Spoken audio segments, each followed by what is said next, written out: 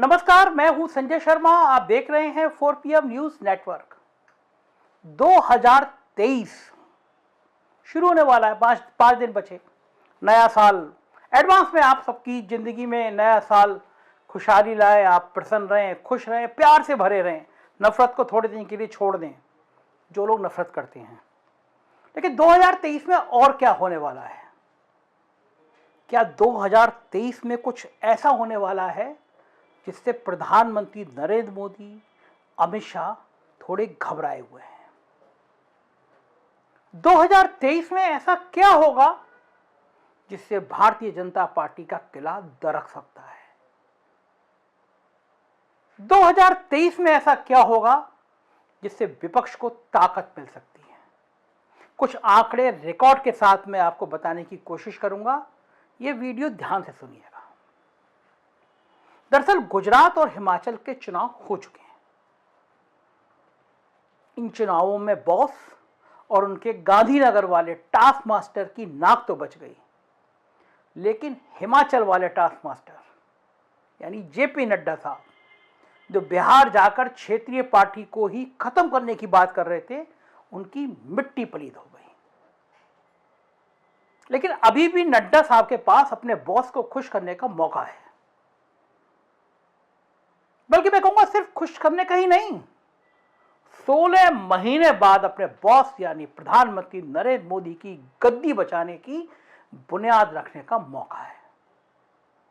और ऐसा इसलिए है क्योंकि 2023 में 9 राज्यों के विधानसभा चुनाव होने हैं। पिछली बार इन 9 राज्यों की 116 लोकसभा सीटों में से 90 सीटें, याद करिए, 9 राज्यों की 116 में से 90 सीटें भारतीय जनता पार्टी ने जीती थी। 116 में से 90 किला फतेह था। सोचिए, 303 में 90 सीटें इन्हीं 9 राज्यों से आई थी, जबकि कांग्रेस को सिर्फ 7 लोकसभा सीटें इन 9 राज्यों से मिली थी। इससे आप अंदाजा लगा सकते हैं कि बॉस के लिए, प्रधानमंत्री के लिए, छोटे बॉस के लिए, अमित शाह के लिए ये 9 राज्य कितने महत्वपूर्ण हैं। मजेदार बात यह है कि इसमें से किसी भी राज्य में भारतीय जनता पार्टी को जनता ने विधानसभा में भी नहीं जिताया था, लेकिन तब भी ऑपरेशन लोटस के बूते जनादेश की हत्या करके 3 राज्यों में आज भारतीय जनता पार्टी की सरकार है। वहीं एक राज्य तो ऐसा है जहां के मुख्यमंत्री बॉस के साहूकार मित्र से बहुत परेशान है। एक लाइन कहते हैं साहब, मेरे मित्र ने, उन्होंने कहा कि भारतीय जनता पार्टी जीत गई तो सरकार बनाने की स्थिति में आई जाती है, लेकिन नहीं जीतती है तो और आ जाती है। अडानी भैया, अंबानी भैया जिंदाबाद, धन कुबेर जिंदाबाद, धन पशु जिंदाबाद। चलिए अब आपको मैं इन राज्यों और उनके राजनीतिक हालात से रूबरू करवाता हूं। साल 2023 में जो 9 राज्यों में से 4 राज्य कर्नाटक, त्रिपुरा, मेघालय और मणिपुर में मार्च अप्रैल में ही चुनाव हैं, जबकि 5 राज्य मध्य प्रदेश, राजस्थान, छत्तीसगढ़, तेलंगाना और मिजोरम में नवंबर और दिसंबर के आसपास चुनाव होना है। अब बात करते हैं सिलसिलेवार तरीके से उन सभी 9 राज्यों की। पहले बात कर्नाटक की। कर्नाटक में लोकसभा की 28 में से 25 सीटें, 28 में से 25 सीटें बीजेपी ने जीती थी। यहां विधानसभा की 224 सीटें हैं, जिसमें बहुमत के लिए 113 सीटों की आवश्यकता है। पिछली बार यहां 36% वोट 104 सीटों के साथ भाजपा सबसे बड़ी पार्टी बनी, लेकिन बहुमत से 9 सीटें दूर थी। कांग्रेस ने भाजपा से 2% ज्यादा, कमाल की बात देखिए, बीजेपी से कांग्रेस ने 2% वोट ज्यादा, 38% वोट हासिल किए, लेकिन सीटें उसे केवल 78 मिली। पूर्व प्रधानमंत्री देवगौड़ा की जनता दल सेक्युलर को 37 सीट मिली। ऐसे में कांग्रेस को ऑपरेशन लोटस का डर था और इसी वजह से कांग्रेस ने मतगणना के दिन ही शाम होते होते देवगौड़ा की पार्टी को समर्थन देने का ऐलान कर दिया। उनके बेटे एच डी कुमारस्वामी को मुख्यमंत्री बनाने पर हामी भर दी। यानी कांग्रेस 78 और जेडीएस 37 सीटें मिलाकर बहुमत के आंकड़े को पार कर गए। लेकिन फिर वही हुआ जिसकी आशंका थी। गवर्नर, भारतीय जनता पार्टी के नेता, गुजरात विधानसभा के पूर्व अध्यक्ष वजुभाई वाला ने लोकतंत्र और बहुमत के गणित को धता बताते हुए आनन फानन में भाजपा नेता बीएस येदियुरप्पा को मुख्यमंत्री बना दिया। और फिर क्या होता? बेचारे अभिषेक मनु सिंघवी को आधी रात को सुप्रीम कोर्ट का दरवाजा खटखटाना पड़ा, वहां से ऑर्डर लेना पड़ा कि 48 घंटे में फ्लोर टेस्ट होगा। और इसी फ्लोर टेस्ट की निगरानी के लिए सुप्रीम कोर्ट ने एक ऑब्जर्वर तक अपॉइंट कर दिया। रिसोर्ट पॉलिटिक्स की एंट्री हो गई। हद तो तब हो गई तब पड़ोसी राज्य केरल के पर्यटन विभाग ने यहां तक ट्वीट कर दिया, हालांकि बाद में उस ट्वीट को हटा दिया गया, कि सभी विधायकों का केरल में स्वागत है और यहां किसी की हिम्मत नहीं है कि खरीद फरोख्त करने के लिए कोई भी केरल की जमीन पर कदम भी रख सके। बहरहाल ये नौबत नहीं आई और सुप्रीम कोर्ट के ऑब्जर्वर के सामने वोटिंग से पहले ही येदियुरप्पा ने इस्तीफा दे दिया और तब कुमारस्वामी के नेतृत्व में कांग्रेस समर्थित जेडीएस की सरकार बन गई। सिंघवी साहब की मुहिम कामयाब हो गई थी। बेचारे सिंघवी साहब करें तो क्या करें, जब महाराष्ट्र का राजभवन गड़बड़ी करके 80 घंटे की सरकार बनवाए या कर्नाटक का राजभवन गड़बड़ी करे, हमेशा उन्हें ही सुप्रीम कोर्ट पहुंचना पड़ता है। आगे भी विपक्ष को ऐसी गड़बड़ियों पर सिंघवी साहब ही याद आएंगे। और अब कर्नाटक पर लौटते हैं। यहां 15 महीने बाद ऑपरेशन लोटस हो गया और येदियुरप्पा की सरकार बनी गई, लेकिन अब येदियुरप्पा हटाए जा चुके हैं। शायद जल्दी कर्नाटक चुनाव के बाद उनको मार्गदर्शक मंडल में भेज दिया जाए।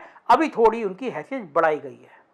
उनकी जगह जनता दल से आए जनता दल के 6 साल तक राष्ट्रीय अध्यक्ष रहे एसआर बोम्मई के बेटे बसवराज बोम्मई को मुख्यमंत्री बनाया गया।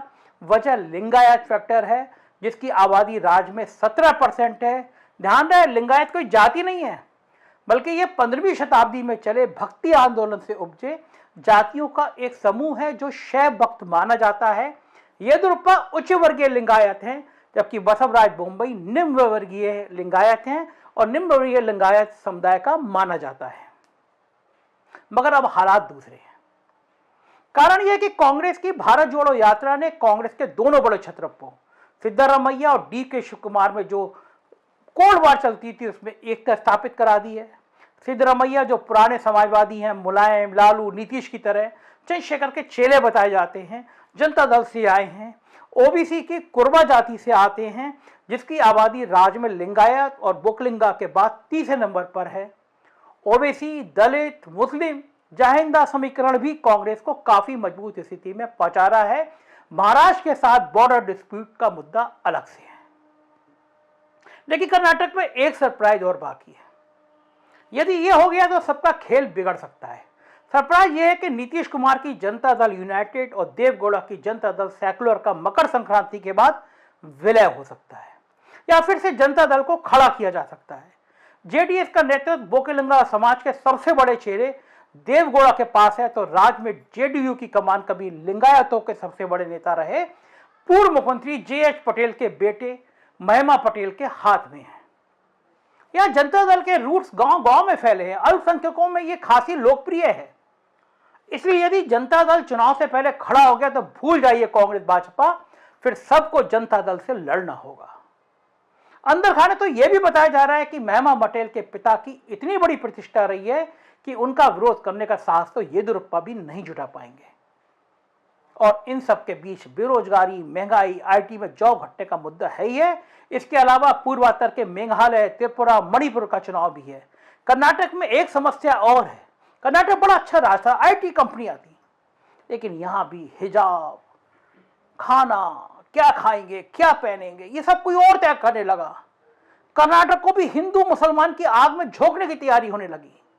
नतीजा यह हो कि आईटी कंपनी हट गई, तेलंगाना चली गई, लोगों ने पलायन शुरू कर दिया, नौकरियां घट गई। ये सब चीजें कर्नाटक में चर्चा का विषय बन गई। कर्नाटक का माहौल खराब हो गया।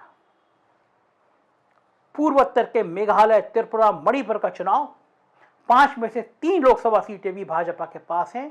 त्रिपुरा तो लाल झंडे का गढ़ रहा है, लेकिन अब वहां भाजपा की सरकार है, जबकि मेघालय में जोड़ तोड़ वाली सरकार है जिसमें भाजपा भी है।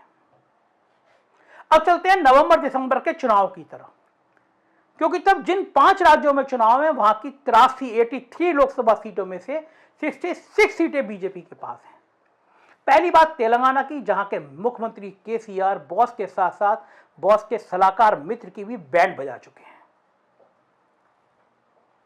उनको बड़ी आराम से ये सुविधा है कि जनता ये मान चुकी है कि केसीआर की सरकार रिपीट कर जाएगी।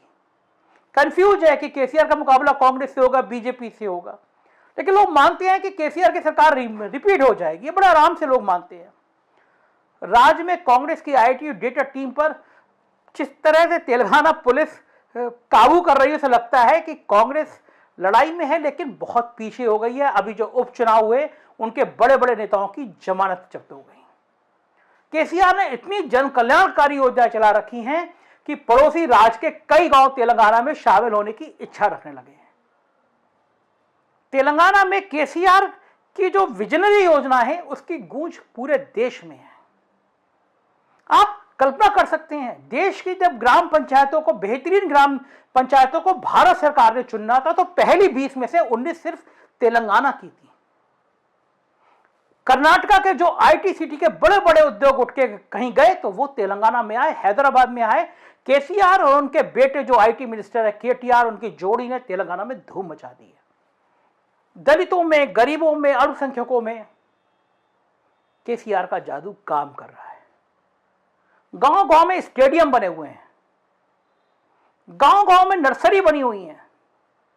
तेलंगाना एक अकेला ऐसा राज्य बन गया है जो पानी देने में नंबर 1 पे है। जो प्रधानमंत्री ने हर घर नल योजना शुरू करी वो भी तेलंगाना को देख के शुरू करी।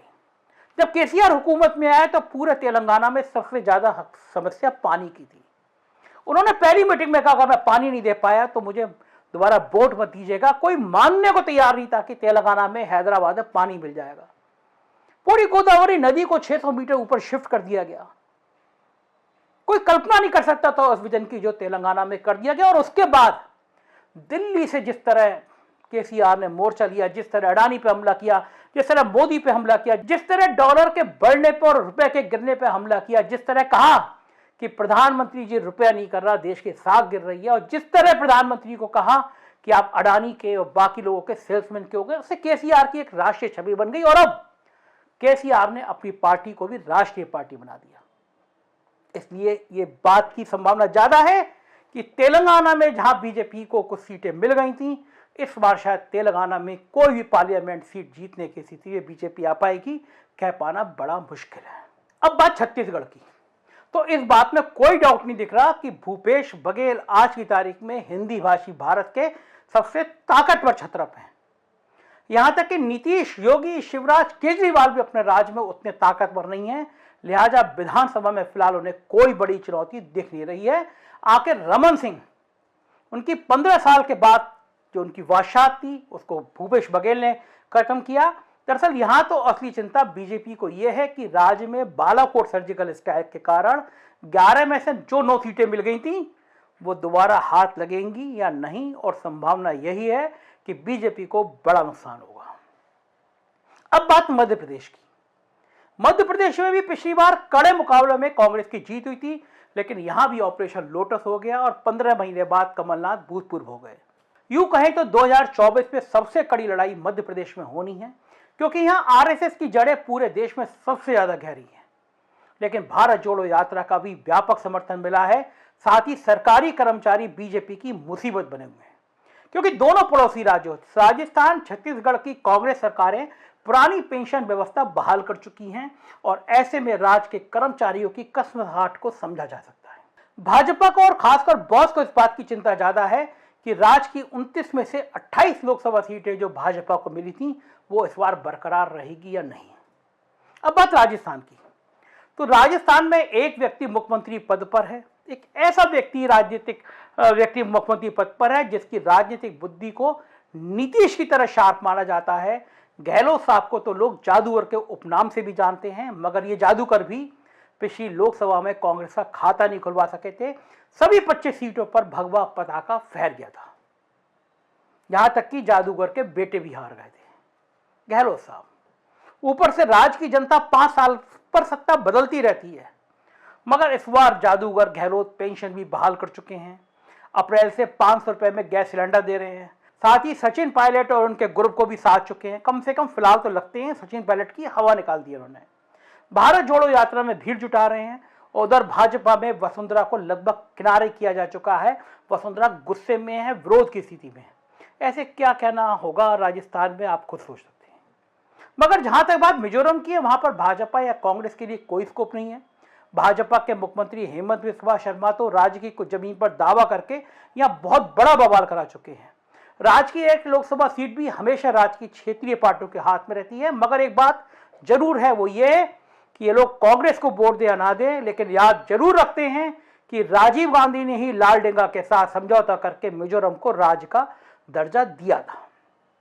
इस प्रकार आप समझ सकते हैं कि 2023 का साल भाजपा और कांग्रेस के साथ साथ क्षेत्रीय पार्टियों का तीसरा मोर्चा सबके लिए महत्वपूर्ण साबित होने वाला है।